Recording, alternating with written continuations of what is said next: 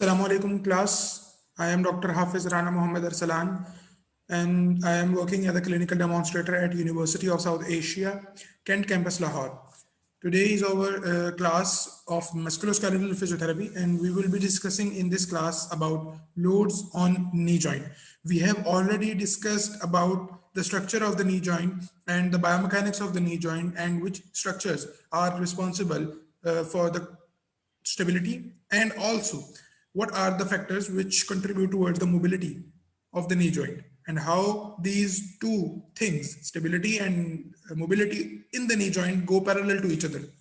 So further we will discuss in knee joint about the loads, how the forces are acting on the knee joint, and what types of forces and loads are acting and occurring on the knee joint during our static postures, during dynamic postures, etc. So there are on the tibiofibular joint that there are two types of forces, or you can say two types of load, two kinds of loads which are acting on the knee joint. The number one is compressive loads, or number two is shearing loads. Shear load is a broader term which includes not only our rotatory force, it also includes translation, varus and valgus forces, because most of the time in athletes, it occurs most commonly in athletes when they are tackling the ball, or they are just accelerating and deaccelerating very rapidly to tackle the player or the ball or any other game in which they are involving themselves. So they suddenly abruptly change their position by rotating their knee joints, by accelerating or deaccelerating, or by translatory movements of the tibia upon femoral condyles. So these translatory forces and varus and valgus forces do act on the knee joint, and sometimes, as we discussed in the earlier classes, that the anterior cruciate ligament and the posterior cruciate ligament, the extracapsular ligaments, which were, I have just named two of them, ACL, PCL, and the other two were medial collateral ligament and lateral collateral ligament.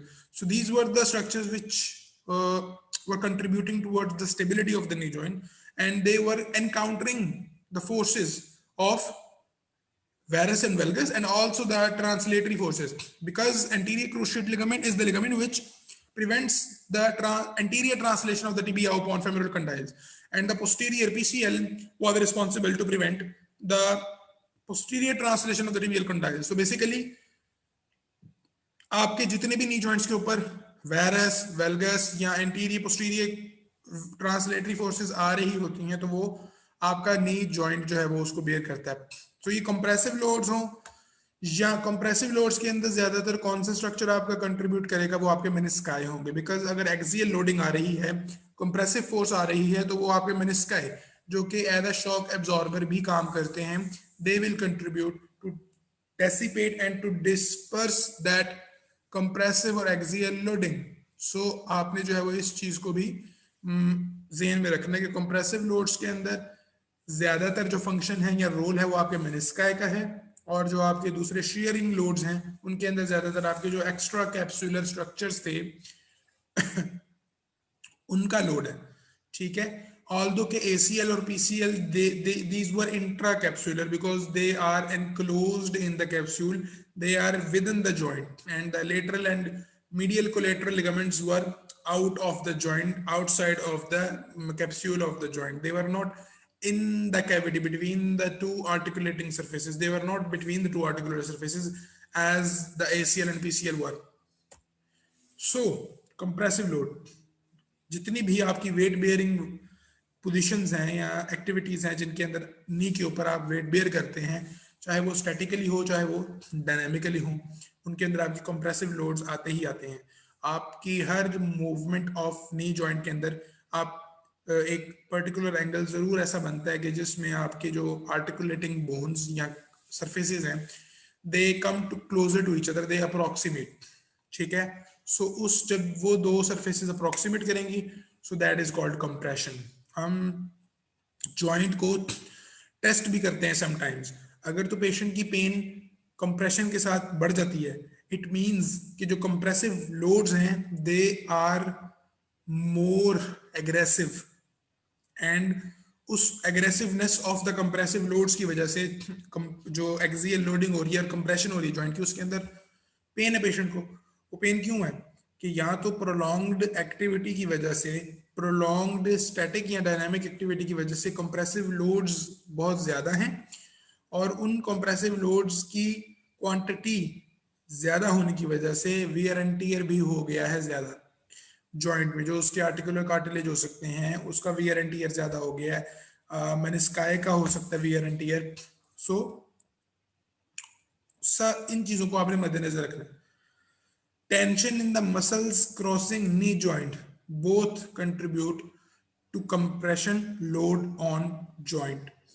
आपके knee joint के ऊपर से जितने भी muscles गुजर रहे हैं they are to joint muscle, या तो वो फीमर से अटैच होकर आ रहे हैं, आपके नी जॉइंट को क्रॉस करते हैं पटेला के ऊपर से, और फिर वो आपके टिबिया पे अटैच होते हैं, या तो वो हैमस्ट्रिंग से, हैमस्ट्रिंग्स होते हैं वो पीछे से पोस्टीरियरली आते हैं। जिस तरह आपका सार्टोरियस है या आपका सोस मसल है, इलियोसोस है ये जो मसल्स हैं आपके, ये बेसिकली टू जॉइंट मसल्स हैं। ये आपके हिप जॉइंट को भी क्रॉस करते हैं और आपके नी जॉइंट को भी क्रॉस करके भी टिबिया पर आके अटैच होते हैं, या तो इंटीरियरली या लैटरली या पोस्टीरियरली। तो होता क्या है, या मीडियली, कि जब इन मसल्स के अंदर टेंशन होगी due to any injury, due to any issue, या ड्यू टू एनी कंडीशन, कोई ट्रॉमा हुआ है या कोई वैसे मस्कुलर स्पाजम है, तो जब ये मसल्स टाइट हो जाएंगे, स्पाजम हो जाएगा, तो जाहिर बात है वो जिस बोन के साथ अटैच्ड है उसको ऊपर की तरफ ना खींच लेंगे, ठीक है। तो वो क्या होगा, कंप्रेशन आ जाएगी जॉइंट के अंदर। तो सिर्फ और सिर्फ जॉइंट इंट्रा आर्टिकुलर लीजन की वजह से जॉइंट के ऊपर compressive loads, abnormal compressive loads नहीं, बल्कि आपके एक्स्ट्रा आर्टिकुलर स्ट्रक्चर्स जो हैं, जो कि मसल्स हो सकते हैं, जो कि आपके टेंडन्स हो सकते हैं, उनकी प्रॉब्लम्स की वजह से भी आपके जॉइंट के ऊपर कंप्रेसिव लोड्स आ सकते हैं। सो आपने फिर इंट्रा आर्टिकुलर या नॉन आर्टिकुलर लीजन्स को भी डिफरेंशिएट करना है, जिसके ऊपर हम बात कर चुके हैं कि आपको फिर एक्टिव मूवमेंट और पैसिव मूवमेंट या रेजिस्टेड मूवमेंट्स के अंदर पेन का आपको आइडिया होना चाहिए। कि अगर फॉर एग्जांपल एक पेशेंट है, उसके ना नी जॉइंट के अंदर पेन है, लेकिन उसकी एक्टिव रेंज ऑफ मोशन जो है वो लिमिटेड है, एक्टिव रेंज ऑफ मोशन भी लिमिटेड है, और रेजिस्टेड मूवमेंट के अंदर उसे ना पेन होती है एंटीरियर जो है ना वो नी के एंटीरियर नी पर उसे रेजिस्टेड मूवमेंट में पेन होती है। तो क्या होगा, क्या ये आर्टिकुलर लीजन है? नहीं, वो इसलिए क्योंकि उसकी active range of motion limited है और रेजिस्टेड मूवमेंट के साथ उसे पेन है। रेजिस्टेड मूवमेंट में पेन होगी तो इट रिफ्लेक्ट्स कि कोई कॉन्ट्रेक्टाइल टिश्यू, कोई ऐसा टिश्यू जो कि कॉन्ट्रैक्शन की एबिलिटी रखता है, वो मसला कर रहा है। वो आपका मसल हो सकता है और उसके साथ एडजेसेंट टेंडन हो सकता है, ठीक है। अगर पैसिव मोबिलिटी उसकी रिस्ट्रिक्टेड है तो फिर हम उसको कह सकते हैं कि ये आर्टिकुलर लीजन हो सकती है, कोई आर्टिकुलर स्ट्रक्चर हो सकता है जो कि उसकी स्टेबिलिटी या मोबिलिटी के अंदर कंट्रीब्यूट कर रहा है। वो लिगामेंट्स हो सकते हैं, वो मेनिस्काई हो सकती हैं, वो आर्टिकुलर कार्टिलेज हो सकता है, वो बोनी सरफेसेस इटसेल्फ हो सकती हैं। तो ये एक चीज है जो आपको डिस्टिंग्विश करना आनी चाहिए। तो कंप्रेसिव लोड्स इन तमाम चीजों को कंट्रीब्यूट कर सकते हैं। आपकी आर्टिकुलर लीजन होगी तब भी कंप्रेसिव लोड्स बढ़ जाएंगे, आपकी जो है वो नॉन आर्टिकुलर लीजन होगी तब भी कंप्रेसिव लोड्स जो है वो ज्यादा हो जाएंगे, ठीक है। मसल्स की स्पैज्म की वजह से, मसल की शॉर्टनिंग की वजह से, टाइटनेस की वजह से। compression load, compression forces at tibiofemoral joint reported to be slightly greater than 3 times of body weight during stance phase, increase approximately 4 times during stair climbing. अब ये जो है वो मुख्तलिफ एक्टिविटीज के अंदर आपका कंप्रेसिव लोड डिक्रीज और इंक्रीज होता रहता है।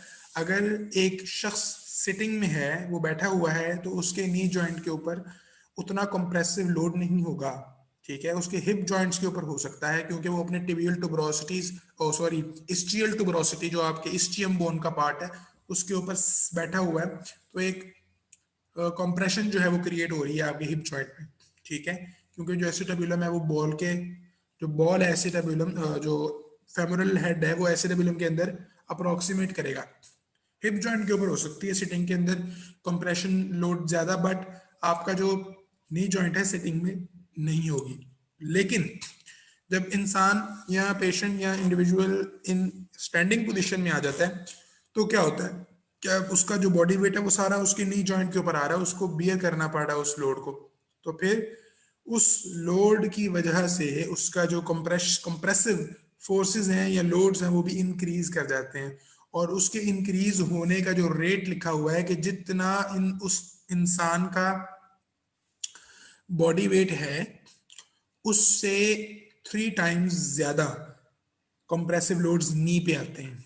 ठीक है, slightly greater than 3 times of body weight during stance phase, यानी बॉडी वेट को जो है वो 3 गुना बढ़ा दें, उतना आपका जो है वो वेट नी जॉइंट के ऊपर आता है during stance phase. Stance phase ये होता है कि इंसान जब खड़ा हुआ है ना, या आप गेट करते हैं, तो आपका एक हील ऑफ, फिर टो ऑफ, फिर उसके बाद स्विंग फेज, फिर उसके बाद हील स्ट्राइक है, फिर स्टांस फेज आता है। बल्कि हील स्ट्राइक के बाद टो स्ट्राइक है, और उसके बाद जो है वो आपका इनिशियल स्टांस है, फुल स्टांस है, और फिर टर्मिनल स्टांस है। जो फुल स्टांस है या मिडिल स्टांस जिसे कहते हैं, वो आपका बेसिकली पूरा लोड, पूरी जो है ना वो आपके नी जॉइंट के ऊपर वेट आ रहा होता है बॉडी का। तो उस मिडिल स्टांस के भी 3 पार्ट हैं, कि जब उसने अभी टो स्ट्राइक की ही है, पूरा का पूरा पांव जमीन पे रखा है, एंड देन उसने स्टांस फेज शुरू हो गया, इनिशियल, मिडिल या फुल और टर्मिनल। तो जो मिडिल या फुल स्टांस है उसके अंदर सबसे ज्यादा लोडिंग आपके जॉइंट के ऊपर हो रही होती है। सो उस मूवमेंट में अगर बॉडी का वेट अगर 80 kg है, तो उसको आप 3 से मल्टीप्लाई कर दें, और फिर उससे भी थोड़ा सा स्लाइटली ग्रेटर आपका लोड आएगा नी के ऊपर। इतना नी जॉइंट आपका वेट बेयर कर सकता है, और इतना ये मजबूत और पावरफुल जॉइंट है आपका, एंड्योरेबल जॉइंट है। फर्दर जो स्टेयर क्लाइंबिंग है, अब स्टेयर क्लाइंबिंग के अंदर बेसिकली आपके मसल्स जो है ना, ऑल्दो कि स्टैटिक जो आपकी स्टांस फेज है उसके अंदर भी आपके मसल्स काम कर रहे हैं, आपको स्टैटिकली स्टेबल कर रहे हैं, बट मसल जो आपकी स्टेयर क्लाइंबिंग है उसके अंदर बाकायदा वो कॉन्ट्रैक्ट कर रहे हैं। एक मसल ग्रुप लेंथन हो रहा है, दूसरा कॉन्ट्रैक्ट हो रहा है, शॉर्टन हो रहा है। तो ये एक साइनर्जिक मूवमेंट्स हो रही हैं। तो अभी हमने पीछे बात की थी कि मसल्स की कॉन्ट्रैक्शन या उनकी टाइटनेस की वजह से भी कंप्रेसिव लोड्स बढ़ जाते हैं। तो अगर एक शख्स सीढ़ियां उतर रहा है या चढ़ रहा है, स्टेयर क्लाइंबिंग कर रहा है, या कोई भी ऐसी एक्टिविटी कर रहा है जिसके अंदर उसके क्वाड्स, हैम्स, एडक्टर्स या उसके सराउंडिंग जितने भी कॉन्ट्रैक्टाइल टिश्यूज हैं, अगर वो कॉन्ट्रैक्ट करते हैं, तो उस उनकी कॉन्ट्रैक्शन की वजह से भी नी जॉइंट के ऊपर कंप्रेसिव लोड्स बढ़ जाते हैं। वो कितने बढ़ते हैं? Approximately 4 times. उसको आप 1 गुना और बढ़ा दें बॉडी वेट को, और फिर उसको नी जॉइंट के ऊपर जो है वो इम्पोज करें, सो उतना आपका वेट जो है वो इंक्रीज कर जाता है आपके जॉइंट का, जॉइंट के ऊपर आपके कंप्रेसिव लोड्स जो है वो बढ़ जाते हैं। सो ये चीज जो है वो बड़ी इंपॉर्टेंट है कि आपको पता होना चाहिए कि पेशेंट की जो एक्टिविटीज हैं उनके अंदर किस एक्टिविटी के अंदर उसे पेन है। फॉर एग्जाम्पल, पेशेंट अगर आपसे कंप्लेंट करता है कि डॉक्टर साहब मुझे ना सीढ़ियां उतरते चढ़ते हुए ना नी के अंदर पेन होती है, so do check, don't always grasp the knee and start applying the treatment or any other manual therapy or musculoskeletal intervention, but आप जो है वो पहले थॉरली एक होलिस्टिक असेसमेंट उस पेशेंट की कर लें, just not just assess the joint but also the surrounding structures which can contribute towards the pain। जिस तरह हमने बात की कि मसल्स को भी आपने देखना है, मसल्स बहुत ज्यादा टाइट तो नहीं है, कोई क्वाड्स मोस्टली जो है ना आपके quads they are more prone to weakness and hamstrings are more prone to tightness। Sometimes ये रेसिप्रोकल भी होता है कि क्वाड्स बहुत ज्यादा वीक होते हैं, और समटाइम्स दोनों ही बहुत ज्यादा वीक और दोनों ही बहुत ज्यादा आपके टाइट हो जाते हैं, स्पाज्म में चले जाते हैं। तो वो टाइटनेस जो है वो आपने थ्रू स्ट्रेच उसको रिलीज करना है। तो आपको इस बात का पता होना चाहिए, अगर आप वो स्ट्रेचिंग कर लें उन मसल्स की, क्वाड्स की या हैम्स की या एडक्टर्स की या टेंसर फेशियल लेटा जो है TFL या इलियोटिबियल बैंड है, उसकी अगर आप स्ट्रेचिंग कर रही हैं, उसको रिलीज करें, तो आपकी नी पेन बिल्कुल खत्म हो जाती है। ठीक है, तो आपने इन स्ट्रक्चर्स को भी जो है ना वो देखना है। फिर आ जाते हैं हमारे loads on medial and lateral tibial plateaus. Medial tibial plateau bear most of the load during stance phase. Surface area of the medial tibial plateau has 60% more surface area than lateral. Articular cartilage of medial plateau is 3 times thicker than lateral. Because हमने जब structure या biomechanics of the knee joint हम discuss कर रहे थे, तो तब हमने पढ़ा था कि जो आपके फीमर फेमोरल कंडाइल है, medial femoral condyle and medial tibial plateau, ये दोनों साइज के अंदर भी बड़े होते हैं। बिकॉज वो एक लॉकिंग मैकेनिज्म हमने पढ़ा था, जिसके अंदर हमने कहा था कि फ्लेक्शन के अंदर जो है वो आपकी टिबिया जो है वो मीडियली रोटेट कर रही है, और जो एक्सटेंशन होती है वो एक्सटर्नली रोटेट करती है टिबिया। ठीक है, एक्सटेंशन के अंदर एक्सटर्नल आ रही है और फ्लेक्शन के अंदर मीडियल जो है वो रोटेट कर रही है। तो उसमें क्या होता है कि जब फेमोरल कंडाइल बड़ा है, तो उसको अकोमोडेट करने के लिए, उसको फैसिलिटेट करने के लिए आपका टिबियल प्लेटू को भी इनलार्ज होना पड़ता है। It has to be enlarge so that it can facilitate and accommodate the femoral condyle easily. Okay, so वहां पर जो मेनिस्काई होती है, हमने पढ़ा था कि मीडियल मेनिस्काई थोड़ी सी ब्रॉडर होती है, तो आर्टिकुलर कार्टिलेज को भी थिक होना पड़ता है as compare to lateral condyle. अब as compare to lateral condyle से मुराद है, और जितनी भी आपकी कंप्रेसिव फोर्सेस हैं वो मीडियल साइड पे ज्यादा आती हैं, बिकॉज आपका जो लैटरल साइड है ना, this is the lateral side of the knee joint is not very much supportive in terms of bone, because lateral side पे आपकी फिब्यूला है, और फिब्यूला आपको फीमर को सपोर्ट नहीं कर रही, वो बेसिकली आपकी टिबिया को जरूर सपोर्ट कर रही है। वो टिबिया की एक सपोर्ट है, तो छोटी मिनिमम सी, बट वो नी जॉइंट के अंदर एज अ होल इतनी ज्यादा जो है वो कंट्रीब्यूट नहीं करती। तो इस वजह से मीडियल साइड के ऊपर जो है ना वो आपके लोड ज्यादा है anatomically. Most of the time आप देखते हैं कि बाय बर्थ कंजेनिटली जो है वो नी नॉक्स होते हैं पेशेंट्स के। ठीक है, क्यू एंगल जिसको हम आगे डिस्कस करेंगे क्या होता है, वो बहुत ज्यादा होता है, जिसकी वजह से आपका जो वेलगम है, जीनू वेलगम जिसे कहते हैं, वो हो जाता है कि दोनों नी जो है ना वो मीडियल बॉर्डर्स उसके अप्रोक्सीमेट कर जाते, दोनों नीज के दरमियान में कोई स्पेस बाकी नहीं रहता। तो 60% मोर स्पेस होने का मतलब यही है कि उनके साइजेस, जो मीडियल फेमोरल कंडाइल और मीडियल टिबियल प्लेटो है, उनका जो साइज है वो ज्यादा है, वो बड़ा है। ठीक है, तो इस वजह से भी उनको जो है वो अकोमोडेट करने के लिए, फोर्सेस को ट्रांसमिट करने के लिए, डेसिपेट और डिस्पर्स करने के लिए, it has to be like this. ये एनाटॉमिकल उसकी एक अरेंजमेंट है, उसकी एनाटॉमिकल एक शेप है जो अल्लाह ताला ने रखी है। ठीक है, ताकि अगर उसके ऊपर ज्यादा लोड आ रहा है, ज्यादा फोर्सेस उसके ऊपर अकर कर रही हैं, and more forces are acting on the knee joint, so don't worry about it. आप अल्लाह ताला ने आपके उस फेमोरल कंडाइल को भी और मीडियल टिबियल प्लेटो को भी जो है वो इसी तरह डिजाइन की है। उनका कार्टिलेज भी थिक है, उनके मेनिस्काई भी, मीडियल मेनिस्कस भी ब्रॉडर है as compare to the lateral menisci. It does not mean कि लैटरल फेमोरल टिबियो फेमोरल जो आपकी आर्टिकुलेशन थी उसके ऊपर लोडिंग नहीं आ रही, इट लोडिंग आ रही है, but as compared to medial side of the knee, medial tibiofemoral articulation, there are 3 times less loads or forces acting on the lateral tibiofemoral joint. So you have to distinguish between why it has to be like this, why it should be like this। उसके अंदर जो है वो आपका medial, जो आपकी axial जितने भी फोर्सेस हैं, आप देखेंगे कि आपका जो फीमर है, ठीक है, उसकी अलाइनमेंट, ये इसका आंसर हमें मिलेगा क्यू एंगल में। ठीक है, कि क्यों ऐसा है, मीडियल साइड पे क्यों आ रही हैं फोर्सेस ज्यादा, लेटरल पे क्यों नहीं आ रही, तो इसका हमें अंदाजा होगा क्यू एंगल जब हम आगे स्टडी करेंगे। उसकी डायग्राम्स भी बनी हुई हैं, you will get to know very well about this concept. Okay, now what is the role of meniscus in weight bearing? This is a very good question.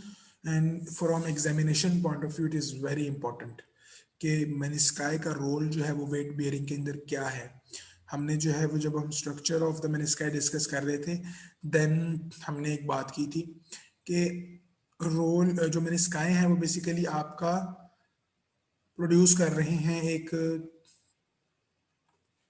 Forces, shock absorber, sorry, shock absorber के तौर पे काम कर रहे हैं कि जितने भी आपकी फोर्सेस एक्ट करती है नी जॉइंट के ऊपर उनको डेसिपेट करने में, उनको डिस्पर्स करने में जो है वो बहुत ज़्यादा उनका रोल है मेनिस्काई का। अगर मेनिस्काई नहीं होगी, मैंने आपको एक डायग्राम भी शो की थी कि समटाइम्स पार्शल या कंप्लीट मेनिसेक्टमी हो जाती है आपके नी जॉइंट्स में due to the tear, and जो वो हीलिंग नहीं हो पा रही होती है और कंटिन्यूअस पेशेंट पेन में होता है, तो उस वजह से क्या करते हैं कि मेनिस्काई रिमूव ही कर देते हैं आपकी नी जॉइंट से। उससे क्या होता है, आपका जो बोन टू बोन कांटेक्ट है वो बढ़ जाता है, इंक्रीज हो जाता है। तो उस बोन टू बोन कांटेक्ट के इंक्रीज होने की वजह से आपकी वो जो जो फोर्सेस ने डेसिपेट होना था ना, वो डेसिपेट नहीं होंगी। वो फोर्सेस, वो लोड्स एब्जॉर्ब नहीं हो पाएंगे, वो डायरेक्टली आकर हिट करेंगे आपकी बोन आर्टिकुलेटिंग बोन सरफेसेस को, जिससे आपकी बोन्स आपस में फ्रिक्शन प्रोड्यूस करेंगी, आपस में जो है वो रगड़ खाएंगी। आर्टिकुलर कार्टिलेज, जो हाइलिन कार्टिलेज था, वो डैमेज होगा। बहुत बहुत बहुत इंपॉर्टेंट रोल है आपका मेनिस्काई का in weight bearing. Okay, so menisci act to distribute the load at tibiofemoral joint over broader area. जो मैंने अभी बात की कि वो जो फोर्सेस आ रही हैं, अगर मेनिस्काई नहीं होंगी तो वो डायरेक्ट एक पर्टिकुलर पॉइंट पर आकर जो है वो एक बोन के ऊपर आप समझ लें अटैक करेंगी। ठीक है, उस बोन के ऊपर जो है वो आके एक्ट करेंगी और वहां से जो है ना वो बोन वियर एंड टियर शुरू हो जाएगी, जिसे हम उर्दू में हड्डी का भुरना कहते हैं ना, भुर जाती है हड्डी, वो चीज जो है वो वहां पे होना शुरू हो जाएगी। तो मैंने स्काई अल्लाह ताला ने इसी रखी है कि वो जो फोर्स आ रही है ना वो डायरेक्टली आगे बोन के ऊपर ना लगे, वो डिस्ट्रीब्यूट हो जाए, इक्वली डिस्ट्रीब्यूट हो जाए पूरे जॉइंट के ऊपर। ठीक है, अगर इक्वली डिस्ट्रीब्यूट हो जाएगी पूरे जॉइंट के ऊपर तो इतना ज्यादा इम्पैक्ट क्रिएट नहीं होगा, ड्रास्टिंग या डिटेरिएटिंग इम्पैक्ट जो है ना वो क्रिएट नहीं होगा। Secondly, reduces the magnitude of the stress on joint. जाहिर बात है, हर हर पॉइंट, ये जो इस स्लाइड के अंदर जो पहला पॉइंट लिखा हुआ है वो दूसरे के साथ इंटरलिंक्ड है, तीसरे चौथे वो सारे पॉइंट्स आपस में इंटरलिंक्ड है। अब जिस तरह वो फोर्सेस जब एक्ट करेंगी और वो डेसिपेट हो जाएंगी, वो डिस्ट्रीब्यूट हो जाएंगी, तो जाहिर बात है अल्टीमेटली जो एक ओवरऑल स्ट्रेस आना था जॉइंट के ऊपर वो भी डिक्रीज हो गया। ठीक है, वो डिक्रीज हो जाएगा तो जॉइंट की मूवमेंट बेहतर हो जाएगी। ठीक है, स्टेबिलिटी प्रोवाइड की मेनिस्काई ने और साथ में मोबिलिटी भी प्रोवाइड की। अगर वो फोर्सेस को डेसिपेट ना करती तो क्या होना था, you will not be able to withstand your knee joint, you will not be able to move. Okay, आप उन फोर्सेस की वजह से आप मूव ना कर पाते, because they the forces are not 1 kg और 2 kg फोर्सेस, बल्कि आपकी बॉडी वेट का 3 टाइम्स या 4 टाइम्स है। अगर आप स्टैटिक है, स्टैंस फेज के अंदर हैं, तो वो 3 टाइम्स है। और अगर आप स्टे क्लाइंबिंग कर रहे हैं या एम्बुलेटरी मूवमेंट्स कर रहे हैं, then it will become 4 times the body weight of the patient. Menisci also assist in shock absorption. बार बार बार बार मैं एक वर्ड इस्तेमाल कर रहा था कि शॉक एब्जॉर्बर के तौर पर काम करती है, तो सेम वही चीज इसने लिखी हुई है। Bearing almost 45% of the load. आपकी बॉडी के अंदर और कोई ऐसा जॉइंट मौजूद नहीं है, there is not a single joint in your body which bears that much load. 45%, it means कि 50% of the body weight is beared by, or it is tolerated by only one joint, and that is knee joint. So how important is this knee joint? You cannot imagine कि कितनी ज्यादा mobility और जो है ना वो आपको ये जॉइंट देता है। if there is a problem in knee joint, there is a pain in the knee joint or any other condition, so you will be unable to walk or even stand on your feet without this knee joint working properly. So you have to keep in mind all the structures, all the things we have discussed just now in the previous slides, and also we have discussed and elaborated many concepts and many things in the previous lectures. So you will automatically incorporate those lessons with each other and try to make a clearer picture of a knee joint, how it is contributing in our daily activities of living, activities of daily living, and also some instrumental activities of daily living. If some patient is a habitual gym going patient, and he loves exercising, or he want to be indulged in some sort of physical activities or physical exercises, and the most important thing for him is cycling or pedaling or something in which the movement of the knee is very important. So if an injury occurred or a trauma occurred, so due to that trauma or injury, the patient experiences some pain in one or both knee joints, and he got himself restricted or restrained in house, and his participation in his leisure activities, in his exercise, in his physical activities is hindered or hampered. So the psychological effect on that patient will be very huge, very big, because वो participation restriction हो गई है, वो participation कर नहीं पा रहा, participate नहीं कर पा रहा अपनी उन एक्टिविटीज के अंदर कि जिसमें वो बहुत इजीली पहले पार्टिसिपेट कर लेता होता था। तो वो क्या करना शुरू कर देगा, कोहोर्ट बिलीफ्स बनाना शुरू कर देगा, बिलीफ्स बनना शुरू हो जाएंगे उसके उसके जो है वो कोर बिलीव्स बनना शुरू हो जाएंगे कि अब ये पेन जो है ना वो मेरा हिस्सा है, और ये पेन जो है ना वो मेरे साथ ही रहेगी सारी जिंदगी। तो ये बेसिकली ये क्लोज माइंडेड पेशेंट्स होते हैं, फिक्स्ड माइंडेड पेशेंट होते हैं, कि जो उस पेन को ना अननेसेसरी थॉट्स के साथ और अननेसेसरी जो है ना एसोसिएशंस के साथ ना लिंक्ड कर लेते हैं, और फिर उस पेन को समझते हैं कि ये पेन रहेगी, it can not go away, whatever he do, whatever he try to opt for the management or the treatment of pain, the pain will be there forever. So ये fixed mindset वाले patient होते हैं, और इनके beliefs फिर बनना शुरू हो जाते हैं। तो as a physiotherapist, our duty is not only correcting the biomechanics of the joint, just applying the cold pack and hot pack and TENS. Our responsibility is also indulge the patient in a healthy communication, build a rapport between the physiotherapist and a patient. There should be a healthy positive regard. Yes, the word is positive regard. There should be a positive regard between you and your patient, so that the patient listen to you, and he accepts what you are saying, understands what you are saying, and act according to your instructions, so that he can get rid of his pain. So वो आपके मुताबिक जो है वो चले, आप उसके जो उसका पेन का कंसेप्ट है उसको रिस्पेक्ट दें, उसको ऑनर करें, बट उसके उन बिलीव्स को, चाहे वो फॉल्स ही क्यों नहीं है, बड़े अच्छे अंदाज में जो है वो उसको चेंज करने की कोशिश करें और बदलने की कोशिश करें। Articular bony surfaces from degeneration, आपके मेनिस्काई ऊपर वाले सारे फंक्शंस करती हैं, और आपके मेनिस्काई जो है मैंने बताया था लास्ट लेक्चर के अंदर भी कि वो आर्टिकुलर कार्टिलेज की एक प्रोटेक्शन है।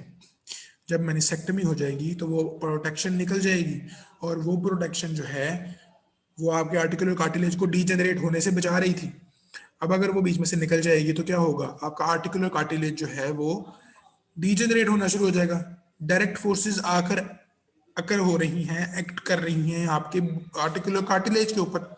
अब मेनिस्काई तो है नहीं बीच में, सो आपका आर्टिकुलर कार्टिलेज डीजेनरेट होना शुरू हो जाएगा, वियर एंड टियर होना शुरू हो जाएगी। knees undergone meniscectomy likely to develop meniscectomy. Yes, it is very common कि जो पेशेंट एक बार मेनिसेक्टमी करवा लेता है वो फिर दूसरी बार भी मेनिसेक्टमी करवाता है। वो क्यों? क्योंकि एक स्ट्रक्चर है जो, फॉर एग्जांपल अगर मैं एक बिल्डिंग के 6 पिलर्स हैं जिनके ऊपर वो खड़ी हुई है, ठीक है, और वो 6 पिलर्स उस सारी बिल्डिंग का लोड जो है ना वो इजीली बेयर कर रहे हैं। मैंने जो है ना वो एक पिलर या 2 पिलर्स जो है वो मैंने निकाल दिए। अब वो बिल्डिंग जिसका वजन इतना था कि उसके लिए 6 पिलर्स रिक्वायर्ड थे उसकी स्टेबिलिटी के लिए या उसको मेंटेन कर रखने के लिए, मैंने उनके अंदर से 2 पिलर्स निकाल दिए।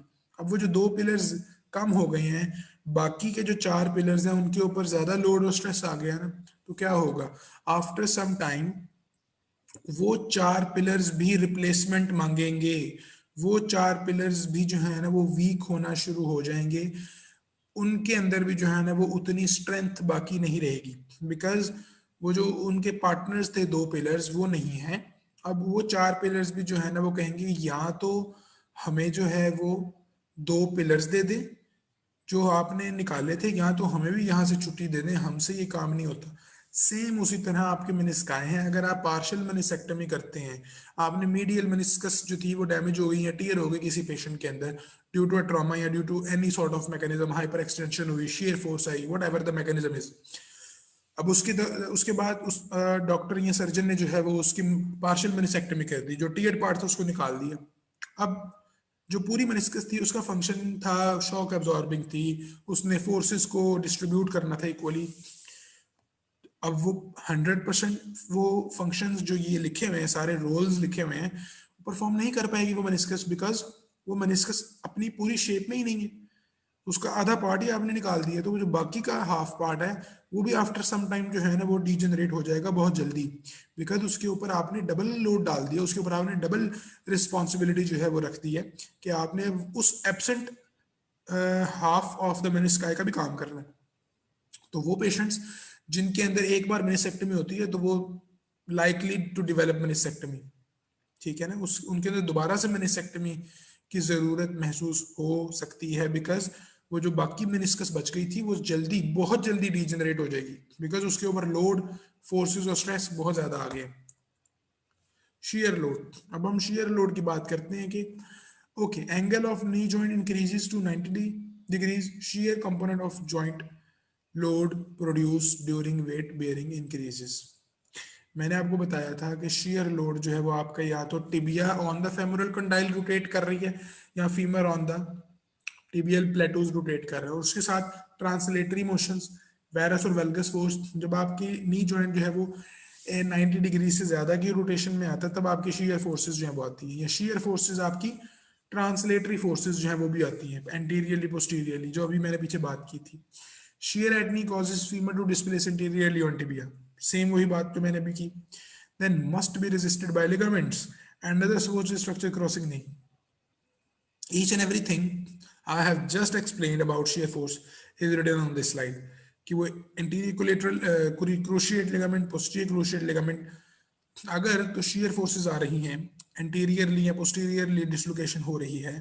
मैंने जब हम movements of the knee joint पढ़ रहे थे तो उसके अंदर हमने एक बात पढ़ी थी कि जब टिबिया फ्लेक्शन कर रही होती है, फ्लेक्शन हो रही होती है आपके नी जॉइंट के ऊपर, तो टिबिया पोस्टीरियरली डिस्प्लेस होती है, ठीक है, और मेनिस्काई भी पोस्टीरियरली जाती हैं, because they are menisci are resting on tibial plateaus and tibial plateaus are concave, they are not convex. तो जब कनकेव बोन जिस डायरेक्शन में मूव करती है, स्लाइडिंग ग्लाइडिंग भी उसी डायरेक्शन में होती है, तो जब एक्सटेंशन करेगी तो एंटीरियरली डिस्प्लेस होगी। तो उस डिस्प्लेसमेंट को एक प्रेमिसिस के अंदर रखना, एक कंट्रोल्ड मूवमेंट एग्जीक्यूट करवाना आपके लिगामेंट्स का काम है। मसल्स का काम सिर्फ ये है कि मूवमेंट एग्जीक्यूट करवानी है उन्होंने, ठीक है, उन्होंने बोन को हिलाना है, मूव करना है कॉन्ट्रैक्ट करके, ठीक है। उस मूवमेंट को एक खास कंट्रोल्ड मूवमेंट प्रोड्यूस करवाना आपके लिगामेंट्स का काम है कि वो बोन्स को अपनी जगह पे रखे, अपने प्रेमिसिस में रखे।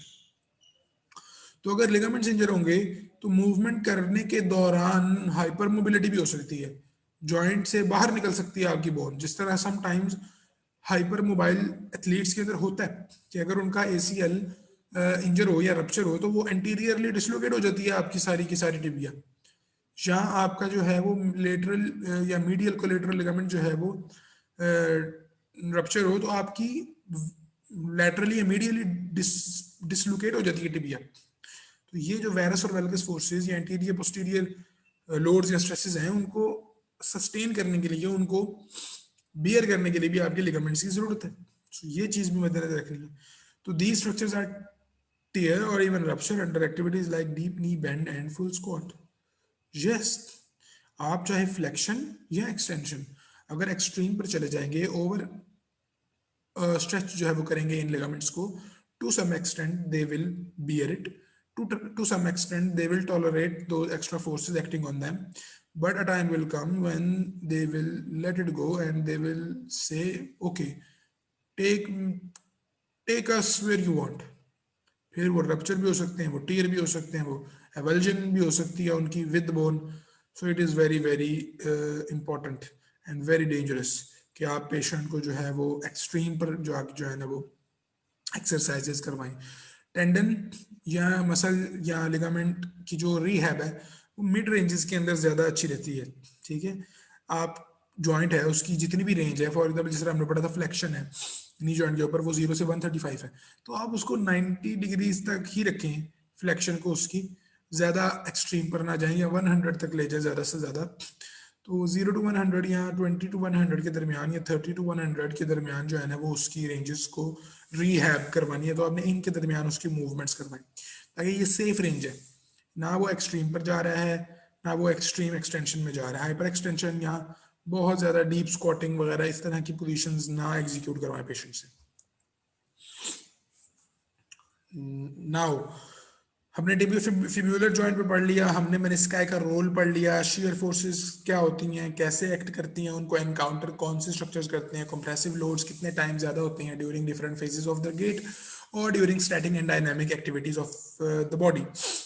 अब हम बात करते हैं load on patellofemoral joint. Yes, patellofemoral joint is also an articulation in the knee joint, हम इसको एक्सक्लूड तो नहीं कर सकते. सो पैटेलोफेमोरल जॉइंट के ऊपर भी आपके स्ट्रेसेस आते हैं, लोड्स आते हैं during walking. Patellofemoral joint compression load is 1/2 of body weight. Okay, because ये एक joint तो है, but इसका जो plane of movement है ये आपका, आप समझ लें कि sagittal plane of movement है. ठीक है, और इसका जो एक्सिस है वो फ्रंटल एक्सिस है. आप पटेला की जो मूवमेंट है वो फ्रंटल प्लेन है और सैजिटल एक्सिस है. तो बेसिकली आप जो है वो इसकी मूवमेंट फ्रंट से ऑब्जर्व कर सकते हैं कि पटेला ऊपर या क्रेनियली, कॉर्डली या लैटरली या मीडियली जो है ना वो ट्रैक्ट आप देखते हैं पटेला का होना. तो इसके ऊपर कंप्रेसिव लोड्स जो है ना वो 1/2 ऑफ द बॉडी वेट को हाफ कर दें तो उतने कंप्रेसिव लोड्स जो है वो आपके पटेलोफेमोरल जॉइंट के ऊपर एक्ट कर रहे हैं. फिर उसके बाद increase to 3 times the body weight during stair climbing.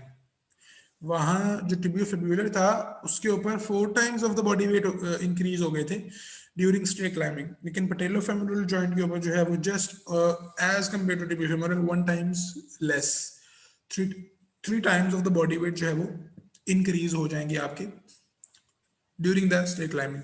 अच्छा, अब ये जो पीएफ कंप्रेशन लिखा हुआ है, पीएफ का मतलब पैटेलोफेमोरल है. डोंट वरी कि आप पीएफ से क्या मुराद है. Patellofemoral load, compression load increases with knee flexion because increased flexion, increased compression component of the force acting on joint. Flexion increases large amount of quadriceps tension required. मैंने आपको बताया कि जब आप फ्लेक्शन कर रहे हैं तो आपके मसल्स एगोनिस्ट और एंटेगोनिस्ट दोनों जो है वो काम कर रहे होते हैं. एगोनिस्ट जो है वो कॉन्ट्रैक्ट करेंगे, एंटेगोनिस्ट जो है वो स्ट्रेच होंगे या रिलैक्स होंगे, लेंथन होंगे एगोनिस्ट की मूवमेंट को अलाउ करने के लिए. तो सेम उसी तरह आपका जो क्वाड्स हैं वो आपके एंटेगोनिस्ट हैं और आपके जो हैमस्ट्रिंग्स हैं वो आपके एगोनिस्ट्स हैं. तो ये बेसिकली क्या होगा, आपके जब फ्लेक्शन होगी और आप जब मिसाल के तौर पर वॉशरूम के अंदर जो जिसे हम पाकिस्तानी टॉयलेट कहते हैं उसके अंदर जब आप बैठते हैं तो सम टाइम्स पेशेंट रिपोर्ट करते हैं कि डॉक्टर साहब मुझसे ना बैठा नहीं जाता वॉशरूम के अंदर, मेरे ना नी के अंदर दर्द होती है और ये जो हड्डी है ना, ये जो चिपनी की हड्डी है पटेला जिसे हम कहते हैं, तो उसके अंदर नीचे करके कहीं दर्द होती है. तो इट मीन्स कि आपको पीछे भी अभी हमने डिस्कस किया है कि मसल्स की टाइटनेस या उनकी जो मसल्स भी कंट्रीब्यूट करते हैं आपके जॉइंट की कंप्रेशन. तो जब एगोनिस्ट स्ट्रेच हो रहे हैं और पटेलर टेंडन बिल्कुल आपके पटेलर टेंडन पटेला के ऊपर से जुड़ता है, फिर वहां से टिबियल टेंडन निकल के आपको टिबियल ट्यूबरोसिटी पे जुड़ जाता है, तो वो दोनों तरफ से कंप्रेस कर रहे हैं आपकी पटेला को नीचे की तरफ. तो वहां पर अगर डिजेनरेशन हुई है तो वहां पर पेन होगी. ठीक है, अगर वहां पे आर्टिकुलर कार्टिलेज, जो हाइलिन कार्टिलेज हमने पढ़ा था ना, इंटरकंडाइलर ग्रूव के दरमियान में एक कार्टिलेज हमने देखा था कि दो तरफ मीडियल एंड फेमोरल कंडाइल्स हैं, मीडियल एंड लेटरल फेमोरल कंडाइल्स हैं, दरमियान में जो हाइलिन कार्टिलेज है इंटरकंडाइलर ग्रूव में, तो वहां पर, और जो पोस्टीरियर सरफेस ऑफ द पटेला है, या इंफीरियर सरफेस ऑफ द पटेला भी कह सकते हैं उसे, क्योंकि वो पटेला के नीचे है, बीनीथ द पटेला, तो वो उसके साथ आगे लगती है, कन्वेक्सिटी है। तो वहां पर आपकी अगर पेन हो रही है तो इट मीन्स कि कंप्रेसिव लोड्स ज्यादा हैं, या कंप्रेसिव लोड्स हैं नॉर्मल, बट वो जो डी जनरेशन हो गई है, वियर एंड टियर हो गया है, उसकी वजह से वो अनबियरेबल हो गए हैं पेशेंट के लिए। तो you have to address that.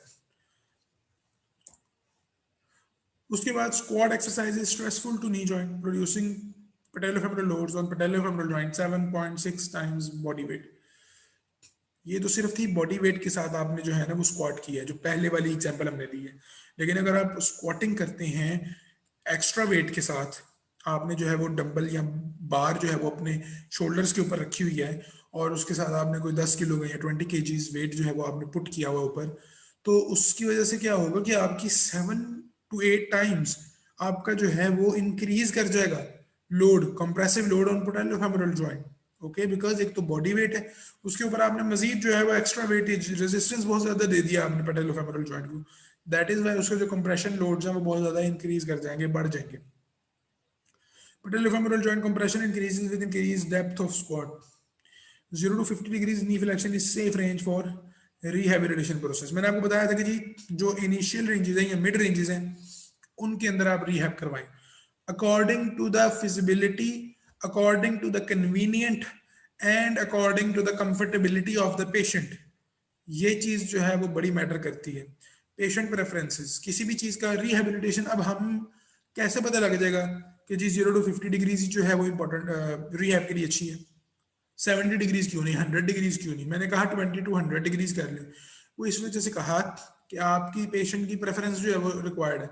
Some patients जो हैं वो they will be okay with 100 degrees, some patients will not be okay with even 30 degrees of knee flexion. इतनी डिजेनरेशन है, इतनी जो है ना वो नी की मोबिलिटी रिस्ट्रिक्टेड है, स्टिफ नी है। So patient to patient vary करती है ये चीज, it is not hard and fast rule के 0 to 50 डिग्रीज ही है। आप जो है ना वो अपने साथ गोनियोमीटर रखें, और पेशेंट आपके पास नी जॉइंट के साथ आया और आप कहेंगे जी बस आपने 50 डिग्री से आगे नहीं जाना, नो। आपका तो गोल ये होना चाहिए कि उसकी नॉर्मल जितनी ROM है, रेंज ऑफ मोशन है, उसको अचीव किया जाए, ताकि पेशेंट अपनी एक्टिविटीज जो है वो परफॉर्म करे without the fear of pain, without the fear of restriction, participation restriction के फियर के बगैर अपनी सारी एक्टिविटीज ऑफ डेली लिविंग जो वो करे। तो आपने उसको अचीव करवाना, ना कि आपने उसको हिंडर करवाना है। सो इस चीज को आपने मद्देनजर रखना है। तो 0 to 550 डिग्रीज भी रिहैब के लिए ऑप्टिमल हो सकती है आपकी। 10 to 60, 20 to 70, 30 to 80, 40 to 90, 50 to 100, ये रेंजेस हो सकते हैं। हाँ, लेकिन एक्सट्रीम पे नहीं जाना। आप जो है ना वो बिल्कुल 150 डिग्रीज ले जाए फ्लेक्शन को, है आप 135 डिग्रीज नॉर्मल है और आप 140 एक्सट्रीम हाइपर फ्लेक्शन कर रहे हैं, ठीक है, जोर जोर से दबा रहे हैं पेशेंट को, तो ये भी नहीं करना आपने। आपने ना ही टर्मिनल एक्सटेंशन में लेकर जाना है, ना ही आपने एक्सट्रीम रेंजेस के ऊपर आपने रिहैब नहीं करवानी। हमेशा मिड या इनिशियल टू मिड रेंजेस के अंदर ही रहना है आप। ये चीज आपने जो है ना वो करनी है। अब ये बेसिकली आपका क्यू एंगल है जिसकी मैं बात कर रहा था। अब इस क्यू एंगल की क्या सिग्निफिकेंस है, आगे हमने common injuries of two knee joint पढ़ना है, जो कि हमारा नी जॉइंट से रिलेटेड बायोमैकेनिक्स का जो स्लाइड्स थी उसके अंदर ये आखिरी टॉपिक है। In the next lecture we will cover the common injuries of knee joint, and after that we will start by assessment of the knee joint. How will we assess the knee joint? Anterior superior iliac spine, जो आपके iliac crest का part होता है, वहां से एक imaginary line draw की जाती है जो आपके मिड पॉइंट ऑफ द पटेला में से पास करती है, ठीक है। एक ये इमेजिनरी लाइन है, और दूसरी इमेजिनरी लाइन आपके जो है ना वो टिबियल, जो आपका ट्यूबरकल होता है या टिबियल ट्यूबरोसिटी, जहां पर आपका टेंडन, क्वाड्रिसेप्स टेंडन जो कॉमन टेंडन बनाता है वो आगे अटैच होता है, वहां से एक इमेजिनरी लाइन ऊपर की तरफ ड्रॉ की जाती है, और दोनों के दरमियान में जितना एंगल बनता है वो आपका क्यू एंगल है। अगर तो ये क्यू एंगल ज्यादा होगा तो आपका जीनू वेलगम हो जाएगा, नॉक नीज हो जाएंगे। अगर ये कम होगा तो जीनू वेरस हो जाएगा, वेरस क्रिएट हो जाएगा। तो ये क्यू एंगल लोड्स को चेंज कर देगा, फोर्सेस को चेंज कर देगा, ठीक है। अब आप देखें कि ये एक नी जॉइंट है, आप medial condyles of tibia and of femur and medial plateau of the tibia देखें कि वो ज्यादा इन कांटेक्ट हैं एज कम्पेयर टू लेटरल। ये एक डायग्रामेटिकल है, ये रियल नहीं है, लेकिन उसके बावजूद भी आपके मीडियल साइड पे लोड्स ज्यादा आते हैं। ठीक है जी, this was today's session. I hope you have learned about the loads of knee joint, how they are acting on knee joint, what structures are responsible to smoothly distribute and dissipate the forces acting on knee joint. I hope this lecture will help you in understanding the biomechanics and the movement and the loads on the knee joint. Thank you so much for your attention. Allah Hafiz.